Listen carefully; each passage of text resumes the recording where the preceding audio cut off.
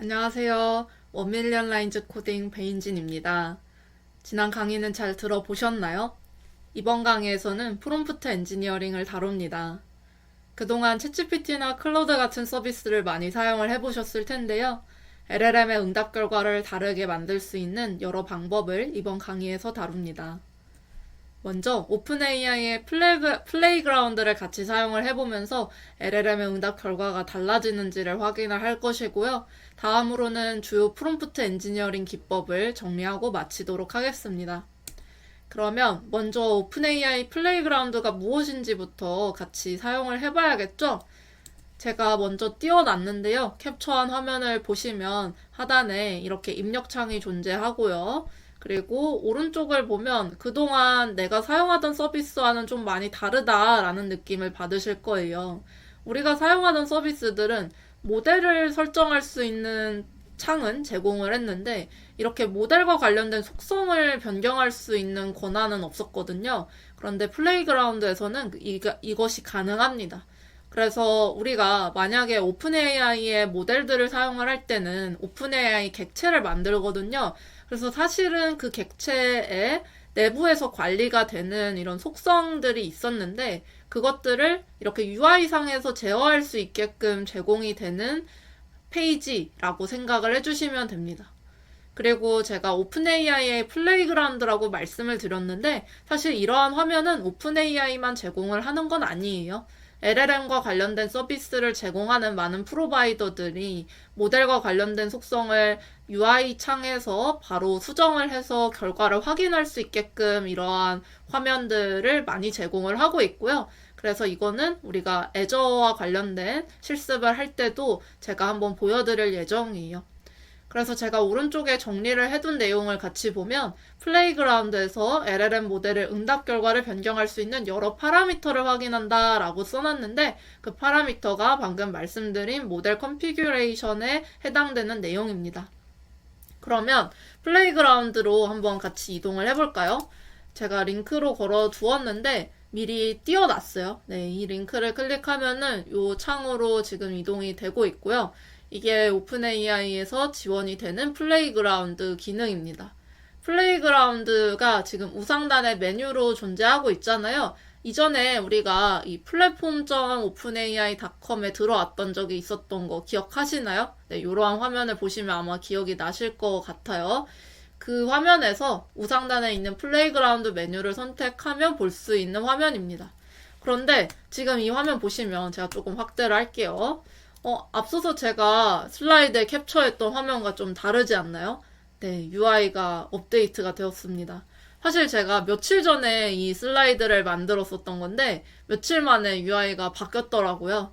네, 지금의 이 LLM과 관련된 서비스들은 업데이트가 빠릅니다. 네, 그래서 우선 슬라이드는 업데이트를 하지 않았는데요. 감안해서 보실 수 있습니다. 거의 UI는 비슷한 부분이 많은데 약간의 변경이 있었던 거라서요. 제가 비교해서 설명을 드릴게요.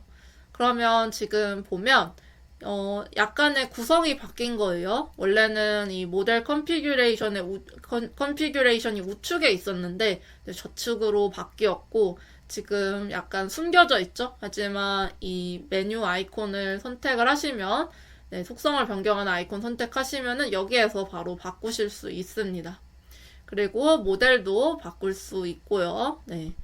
그리고 새로 추가된 것은 이런 펑션이라는 것은 나중에 배울 텐데 펑션을 추가할 수 있는 거 그리고 시스템 메시지는 이전에는 이렇게 상단에 있었는데 지금은 왼쪽으로 바뀌었다. 그 점이 달라졌네요. 그리고 우리가 요청을 입력하는 창도 이 우측으로 바뀐 상태입니다. 그러면 여기에서 제가 이제 실습을 진행을 할 건데 미리 제가 챗GPT와 대화할 때 주의할 점을 알려줘 라고 한번 입력을 해봤어요. 지금 현재 시점에서는 같은 요청을 했을 때 어떻게 다르게 응답하는지를 한번 확인을 해볼게요. 그래서 이렇게 요청을 하고 먼저 답변을 기다리기 전에 제가 이전의 대화 내용을 보려고 했는데 말하면서 완성이 되어가지고 같이 보면요. 네, 이런 식으로 이제 일반적인 내용들을 안내를 해주고 있어요. 네.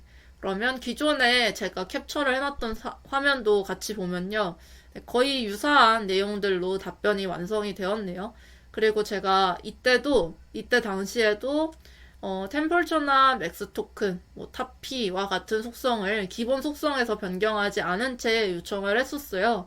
그래서 제가 플레이그라운드에서 확인을 하고 싶은 것은 이 모델 컨피규레이션을 제가 일부 바꾸었을 때 실제로 LLM의 응답이 달라지는지를 한번 확인을 해보고 싶습니다. 그러면 지금 며칠 전에 제가 요청했을 때와 현재 다시 한번 같은 요청을 했을 때 거의 유사한 답변이 제공이 되는 것을 확인을 했고요. 그러면 지금 이 플레이그라운드의 메뉴들을 조금 더 설명을 하려고 합니다. 제가 제목을 메시지 롤이라고 해 두었는데 채팅은 어시스턴트와 유저가 메시지를 주고받는 형식이다 라고 써놨는데요. 제가 지금 입력을 하는 게 유저 롤로 입력을 하는 거예요. 그래서 여기 유저라고 쓰여 있는 거고요. 그래서 제가 유저 롤로 메시지를 전송을 하면 어시스턴트가 응답을 하는 거예요. LLM의 응답이라고 생각을 하는 거예요. 생각을 하시면 돼요. 그래서 제가 이렇게 하단에 정리를 해 두었고요. 그럼 시스템 메시지는 뭐냐? 시스템 롤로 메시지를 전달하는 거예요. 우리가 이전에 두 번째 강의에서 실습했던 내용을 떠올려 보시면 돼요. 구체적인 지시사항을 설정해서 어시스턴트 동작을 제어할 수가 있게 됩니다. 그래서 지금은 제가 시스템 롤의 메시지를 아무것도 입력하지 않은 상태였어요. 공란으로 두었었는데 만약에 어시스턴트의 동작을 제어하는 어떤 요청사항들을 시스템 메시지에 입력했을 때 실제로 응답 결과가 달라지는지도 같이 한번 확인을 해보고 싶습니다. 다음으로는 LLM의 주요 파라미터를 설명할게요. 모델 컨피규레이션 하위에 있었던 속성들이고요. 먼저 템퍼처부터 같이 보면요. 여러분들이 응답 결과에서 임의성 정도를 변경하고 싶을 때 바꾸는 값이에요. 템퍼처 값이 낮을수록 확률이 높은 토큰이 선택되는 경향이 있고요. 그래서 안정적인 답변이 구성이 된다라고 볼 수 있어요. 이것을 임의성이 낮아진다라고 표현을 할 수 있는 것이고요. 그리고 템퍼처 값이 높을수록 창의적인 응답이 나오는 경향성이 커집니다. 그리고 맥스 토큰 값은 LLM 모델이 생성할 수 있는 최대 토큰 수를 의미하고요. 우리가 이전에 토큰이 무엇인지는 같이 봤었던 적이 있죠? 그리고 모델 사용량도 토큰을 기준으로 집계가 되고 있었고요. 그래서 여러분들이 사용자에게 어느 정도 분량의 답변을 제공을 할 것인지에 따라서 맥스 토큰 값도 조정이 필요하기도 합니다. 그리고 스탑 시퀀스는 모델의 토큰 생성을 중지시키는 문자열. 만약에 이제 이런 단어가 들어간다라고 하면은 더 이상의 응답 생성을 하지 않도록 처리를 하려면은 이런 것들을 설정을 할 수는 있겠죠. 그리고 타피는 모델이 선택한 토큰의 다양성을 설정을 하는 값입니다. 그러면은 사실은 타피와 템펄처, 임의성 정도가 유사하다라고 생각을 할 수 있는데요. 조금은 다른 속성인 거예요. 같은 속성이라고 생각하시면 안 돼요. 그래서 설명을 조금 더 하자면 누적 확률의 상위 P% 안에 속하는 단어 중에서 선택을 하는 거예요. 그러면은 상위 P%라고 한다면 이게 그냥 전체 퍼센트라고 해볼게요. 만약에 상위 80%에 속하는 단어 중에서 선택을 한다라고 하면은 이렇게 여기에서 선택을 하는 거겠죠? 그러면은 요 정도의 단어가 선택이 되는데 만약에 제가 상위 50% 안에 속하는 단어 중에 선택한다라고 하면은 요렇게 잘리는 거잖아요. 그쵸? 그러니까 값이 높아질수록 더 많은 단어들이 포함이 될 수 있는 거잖아요. 이렇게. 그쵸? 그러니까 다양한 답변이 생성된다라고 설명을 할 수가 있는 거죠. 그러면 제가 실제로 예시에서 한번 이 속성 값을 변경을 해봤어요. 템플적 값을 0으로 설정을 한 다음에 10년 후 미래를 전망해봐 라고 요청을 해본 거죠. 나머지는 변경하지는 않았습니다. 그러면은 이와 같은 응답을 해줘요. 그래도 이제 어느 정도 마치 사람이 보고서에 오버뷰를 작성을 한 것처럼 느껴지기도 합니다. 그리고 저는 템펄처를 0으로 변경을 했다라는 것은 조금 안정적인 답변, 사실 기반, 그리고 보수적인 답변을 기대했기 때문에 템퍼처 값을 원래 기본값이 1이었는데 0으로 바꿨던 거예요. 여러분들이 느끼시기에는 어떤가요? 이 결과가. 네. 각자 한번 생각을 해봅시다. 그리고 다음으로는 제가 다른 거는 그대로 유지한 채 템퍼처만 2로 변경을 해봤어요. 지금 오픈AI 플레이그라운드는 템퍼처 값을 0 사이에서 2 사이로 변경을 할 수가 있거든요. 근데 제가 2로 변경을 하고 똑같은 요청을 하면요. 네, 이런 결과가 나타나요. 굉장히 여러 나라의 언어가 섞여 있고, 사실은 뭐 중간에 막 한국어도 약간 섞여 있긴 한데, 이게 뭐, 네, 문법적으로 맞지 않는 단어잖아요. 네, 이러한 텍스트 생성은 사실 저희가 원했던 결과는 아닌 거죠. 그래서 제가 이 답변은 또 중간에 이렇게 토큰 리밋을 초과했어요. 네, 답변이 막 생성되다가 이게 맥스 토큰과 관련이 되어 있는 거겠죠? 네. 그래서 뭐 이런 경우에 정말 답변의 길이를 더 늘려주고 싶으면은 맥스 토큰 값을 더 큰 값으로 설정을 할 수는 있습니다. 그런데 이제 이 맥스 토큰을 넘어가게 되면은 이렇게 더 생성이 안 되고 종료가 되는 거예요. 그래서 제가 그 다음 요청에서는 여러 나라 언어가 섞여 있네. 한국어로 답변해줘. 라고 요청을 했어요. 그런데 또 이제 여전히 요청을 잘 수행을 하지 못하는 모습을 보여주죠. 그래서 사실 창의적인 응답을 바라고서 제가 템퍼처를 2로 바꿨던 것인데 원하지 않는 결과가 나타나고 있어요.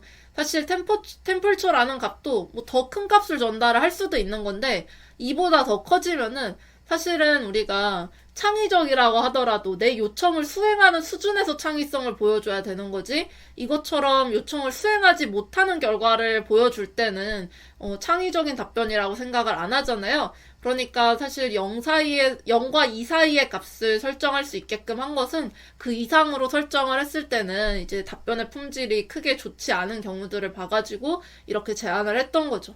그런데 지금은 2로 설정을 했을 때도 제가 원하는 결과는 나오지 않고 있어요. 그래서 제가 이렇게 질문으로 추가를 해놨는데 LLM 활용 시 주의해야 할 부분은 무엇일까요?를 이 케이스를 제가 일부러 캡처를 해놓은 다음에 여러분들한테 질문을 던지고 있는 거거든요. 혹시 여러분들 이 질문에 답변을 하실 수 있는 부분이 있나요? 제가 사실은 이 질문을 하는 의도는 이거는 서비스를 개발하는 관점에서의 질문을 하고 싶은 거예요. 이런 식으로 LLM은 우리가 기대하지 않은 응답을 생성을 해낼 수 있습니다.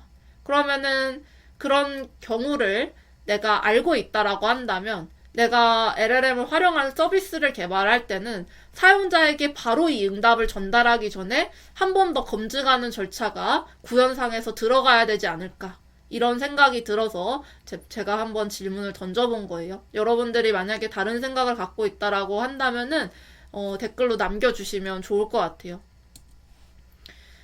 그리고 창의적인 답변을 템퍼처 2를 설정했을 때 듣는 것은 이제 실패했죠. 원하지 않는 결과였으니까. 그래서 템퍼처 1로 낮췄습니다. 제가 1.5까지도 설정을 해봤는데 그것도 비슷한 결과가 계속 이렇게 나오더라고요. 그래서 1로만 설정을 해봤어요. 그래서 이제 이렇게 답변이 구성이 되었고요. 템퍼처 설정이 0일 때와 1일 때 답변 내용이 여러분들이 느끼시기에는 명확히 대비된다라고 느껴지시나요?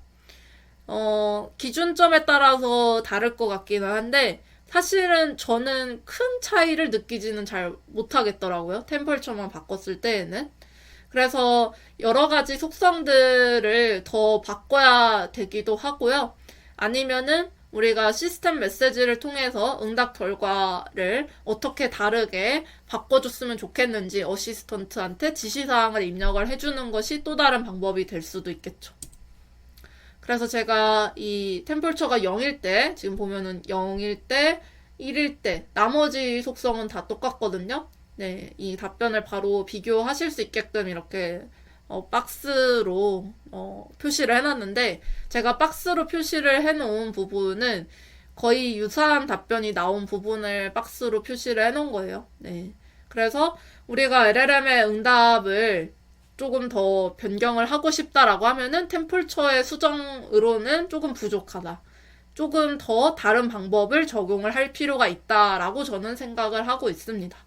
물론 다른 요소들, 다른 설정들이 다 여러분들이 원하는 설정일 때 템퍼처 값을 조금만 바꾸는 것만으로도 또 결과가 달라졌다라는 느낌을 받을 수도 있기는 한데 지금 단계에서는 저는 큰 차이는 못 느끼고 있기는 합니다. 그리고 사실 제가 지금은 이 짧은 강의 내에서 다루려고 하다 보니까 딱 하나의 질문으로만 이렇게 비교를 했는데 여러분들이 서비스에 LLM을 도입한다라고 하면은 당연히 이것보다 더 많은 테스트가 필요한 거예요. 사용자에게 도달하기 전에. 다음으로는 프롬프트 엔지니어링을 다룹니다. 먼저 시스템 메시지부터 작성할게요. 제가 미리 이렇게 작성을 해봤어요. 지시사항을 이렇게 해시태그로 구분을 해가지고 전달을 하고 있고요. 이그젠플스는 길어서 오른쪽에서 마저 보여드립니다. 처음에는 시스템 메시지로 어떤 내용을 작성을 해야 될지 어려움을 느끼실 수도 있는데요. 이거는 내가 사용자에게 LLM을 사용을 해서 어떤 수준의 응답을 제공을 할 것인가 거기에 집중해서 생각을 하다 보면 시스템 메시지에 들어가야 될 내용은 명확해집니다. 그리고 제가 지금 이 제네레이트 버튼을 같이 보여드리고 있는데 사실 시스템 메시지 이렇게 길게 작성한 거 제가 다 작성한 건 아니고 이것 또한 AI를 사용을 해가지고 시스템 메시지를 구성할 수 있게끔 플레이그라운드에서 제공을 해주는 게 있거든요. 그 기능을 사용을 한 것이에요. 그러면 한번 다시 플레이그라운드로 이동을 해가지고 같이 한번 시스템 메시지를 만들어 볼게요. 여기에 여러분들이 직접 작성을 하실 수도 있어요. 뭐 예를 들어 100자 미만으로 답변해줘. 모르는 건 모른다고 말하고 사용자에게 필요한 내용을 질문해 라고 제가 쓸게요. 쓰고 그러면은 질문을 하나 더 해보죠. 아까 예시처럼 10년 후 미래를 전망해봐 하고 이렇게 답변을 생성을 요청을 해보겠습니다. 그러면은 100자 미만으로 답변해달라고 하니까 아까 제가 캡처한 그 답변 기억하시죠? 그 답변보다 엄청 짧아졌죠. 네, 그리고 모르는 건 모른다 말하고 필요한 내용을 질문해라 라고 말을 했더니 네, 이렇게 간략하게 설명을 하면서 당신은 어떤 특정 분야의 미래를 궁금해 하나요? 라고 질문을 던지는 걸 알 수가 있어요. 그러면 이것만으로도 시스템 메시지를 어떻게 작성하느냐에 따라서 응답 결과가 달라지는구나를 우리가 확인을 했어요. 사실 아까 이 모델 컨피규레이션 템퍼처를 1로 설정하냐 2로 설정하냐 보다 지금 시스템 메시지로 지시사항을 입력한 게 더 큰 차이가 느껴지기는 합니다. 그리고 이번에는 제가 이 제네레이트 기능을 사용해보자 라고 아까 말씀드렸으니까 이 기능을 사용을 해볼게요. 지금 모델이 어떻게 하길 원하냐 라고 물어보고 있는데 제가 방금 전에 입력을 했었던 시스템 메시지 내용을 여기에다가 쓰고 크리에이트 버튼을 한번 클릭을 해볼게요. 그러면 어떤 시스템 메시지가 구성이 되는지 네, 여러분들도 같이 봅시다. 네, 이렇게 지금 구성이 됐네요. 네. 아웃풋 포맷은 네, 요렇게. 그리고 노트는 네. 사실은 네, 요렇게 말이 늘어나기는 했는데 제가 썼던 내용과 그냥 동일하네요. 동일하게 느껴지네요. 그러면은 이번에는 또 시스템 메시지를 아까 제가 예시로 보여드렸던 것과 같이 구성을 하려면 또 어떤 지시사항이 있었는지를 한번 말씀드려 볼게요. 저는 문제를 작은 단위로 나누고 이해하기 쉽게 설명해달라 이거 한 줄만 썼었거든요. 한번 같이 봅시다. 문제를 작은 단위로 나누고 이해하기 쉽게 설명하면 좋겠어 라고 한번 제가 말을 해볼게요. 업데이트. 시스템 메시지가 잘 생성이 되었네요. 그런데 영어로 완성이 됐어요. 한글로 바꾸고 싶으면은 한글로 생성해달라 라고 말을 했으면 돼요. 네. 지금은 이대로 두고 한번 다른 요청을 해볼게요. 아까 질문 마지막이 당신은 어떤 특정 분야의 미래를 궁금해 하나요? 라고 질문했잖아요. 그래서 저는 나는 개발자라서 기술 분야가 궁금해 라고 한번 요청을 해볼게요. 그러면 지금 답변이 이와 같이 생성이 되는데요.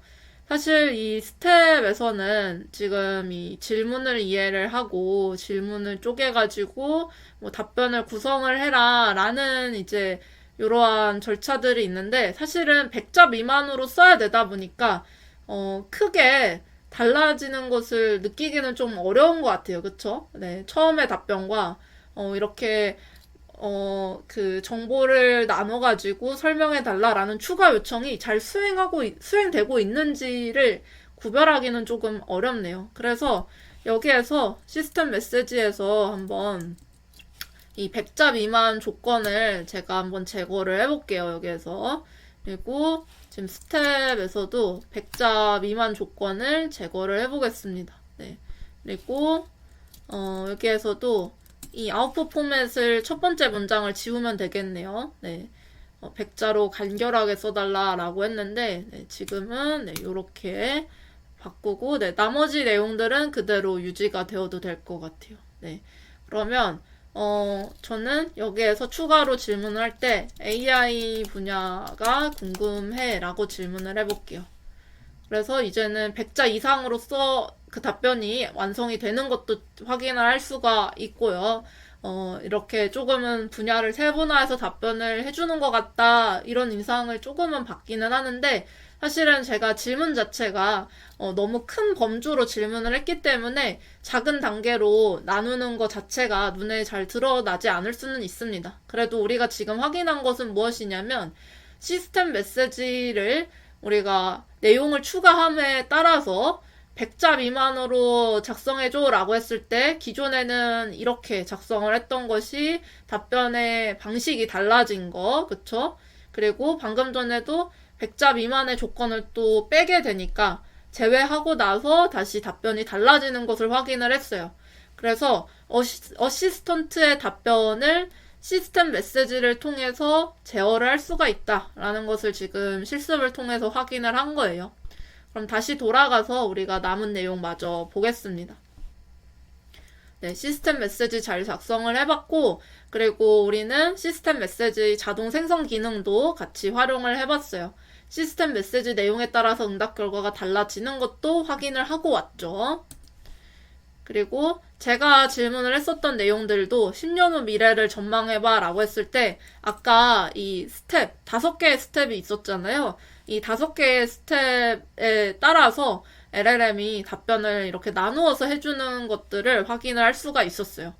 그래서 이렇게 답변이 달라진다라는 거고요.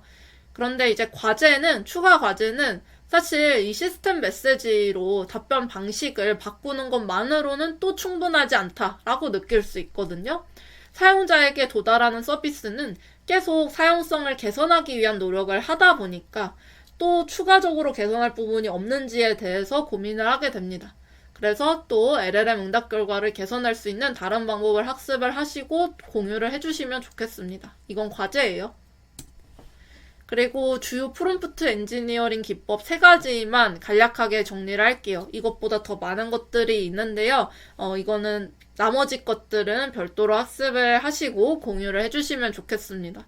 기본적으로 제로샷, 퓨샷, COT 많이 얘기를 듣게 되실 텐데 제로샷은 예제 없이 작업을 요청한 거. 방금 전에 저도 예제 없이 작업을 요청했잖아요. 네, 제로샷에 해당이 됐었고요. 퓨샷은 응답을 생성할 때 참고할 수 있는 예제를 포함해서 작업을 요청하는 거. 아까 제가 시스템 메시지에서 이그젠플스를 제공을 했잖아요. 이렇게 이그젠플을 제공을 하는 것을 퓨샷이라고 생각을 하시면 됩니다. 그리고 이그젠플이 여러 개가 보통은 제공이 됩니다. 그래서 이거는 제가 너무 길어져가지고 하나의 예시만 여러분들한테 보여드리고 말았던 건데 퓨샷은 이그젠플이 여러 개라는 거예요. 하나만 존재하는 게 아니라. 그래서 이와 같이 여러 개의 이그젠플을 제공을 하면은 LLM이 응답을 생성할 때 그것을 참고해가지고 답변을 구성을 하게 됩니다. 그리고 COT는 체인 오브 넛을 말을 하는 거고요. 생각의 사슬이라고도 번역이 됩니다. 그래서 문제를 단계별로 나누어 풀도록 유도한다 인데요. 그럼 예시를 같이 볼게요. 초기에 LLM은 수학 연산을 잘 못한다라는 것이 알려졌었거든요. 그래서 사람들이 이를 어떻게 개선할 수 있을까를 많이 고민을 했었던 거예요. 그 와중에 Let's think step by step과 같이 차근차근 생각해봐 라는 문장을 추가를 해본 거예요. 그런데 이 문장 하나를 추가하는 것만으로도 LLM이 단계별로 문제를 나누어서 해결하는 과정을 통해서 답변의 정확도가 높아지는 것을 발견을 했던 거예요. 그래서 이 생각의 사슬, 체인 오브 넛 방법도 많이 쓰이고 있습니다.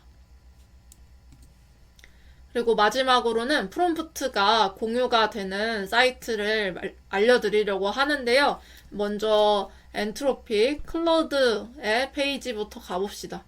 클로드를 개발을 해서 서비스하는 엔트로픽에서는 프롬프트 라이브러리라는 페이지가 있고, 여기에서 이제 프롬프트의 그 주제에 따라서 여러분들이 필터링을 할 수도 있고, 뭐 파이썬 버그 버스터라고 되어 있는데 어떤 메시지를 작성하는지 볼까요? 네, 이런 식으로 시스템 메시지에 추가를 하는 것만으로도 결과가 조금 달라질 수 있다라는 것을 안내해주고 있는 거예요. 그 외에 나머지 것들도 한번 보시고요. 저는 이 프롬프트 라이브러리보다는 더 많이 쓰고 있는 것은 랭체인 허브입니다. 랭체인 허브에는 더 많은 프롬프트들을 여러분들이 찾아보실 수가 있어요. 굉장히 여러 유즈 케이스도 있고요. 보면은 랭귀지별로 필터링도 할 수가 있네요. 여기 코리안이 없잖아요. 네, 지금 초기 버전의 기술이니까 여러분들도 열심히 한 바를 이렇게 내가 이 프롬프트를 사용을 해보니까 좋더라 라는 것을 올리시면은 여러분들의 노력을 또 알릴 수 있는 기회이기도 합니다.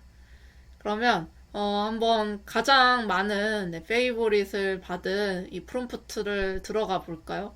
네, 프롬프트 메이커라고 되어 있는데 지금 프롬프트를 잘 작성을 하는 전문가다라고 지금 시스템 메시지를 통해서 지시사항을 줬고, 그리고 사용자가 전달하는 태스크에 따라서 프롬프트를 향상을 시켜야 된다라고 휴먼 메시지로 전달을 하고 있는 거죠. 이게 유저로를 말하는 거예요. 휴먼이라고 써 있는 것이. 네, 그리고 몇 가지 팁이나 이그젬플도 부여하고 있습니다. 이 프롬프트를 쓰니까 이 프롬프트 메이커의 성능이 나는 좋아졌어 라고 공유를 하고 있는 거예요. 실제로 여러분들도 써보시고 이 프롬프트의 내용 중에 일부를 수정을 하더라도 더 품질이 좋아지더라 라고 하면은 또 그걸 수정해가지고 여러분들은 서비스에 적용을 하실 수도 있는 거죠. 그리고 잠깐 스크롤을 내려보면은 이 프롬프트를 불러오는 것은 지금 이거는 파이썬 버전이고 자바스크립트 버전을 확인을 하시면은 이렇게 하시면 됩니다. 그래서 이게 이 프롬프트의 아이디예요. 아까 봤었던 요게 식별자로서 사용이 됩니다. 그래서 여러분들도 프롬프트는 이 랭체인 허브에 공개를 할 수가 있습니다. 그리고 이거 프롬프트 또한 버전이 관리가 돼요. 네, 그래서 여기 보면은 커밋이 이분은 지금 한 번만 딱 올리고 말았는데 수정해가지고 여러 개의 프롬프트 버전을 관리를 하고 계시는 경우도 있습니다. 그리고 나중에 여러분들이 RAG, 렉을 하실 때 이 렉 프롬프트는 한 번쯤은 다 보실 텐데요. 네, 이 렉 프롬프트는 지금 커밋이 3개가 추가가 되어 있네요. 네, 두 번 더 업데이트를 한 프롬프트예요. 네, 그래서 지금 이 커밋 탭으로 들어가 보면은 네, 기존에 만약에 특정 버전을 여러분들이 요청을 해서 쓰고 싶으면은 이렇게 커밋 해시를 전달을 하면 되기도 합니다. 네. 네, 그러면 오늘 이제 우리가 프롬프트 엔지니어링 관련해서 확인을 할 내용들은 다 봤고요. 마지막으로 앞서서 말씀드렸던 과제 한 번 더 강조합니다. LLM의 응답 결과를 여러분들의 서비스에 맞춤형으로 개선할 수 있는 방법을 찾아보시기도 하고 스스로 연구하시기도 하고 난 다음에 공유를 해주시면 좋겠습니다. 그럼 모두 고생 많으셨습니다.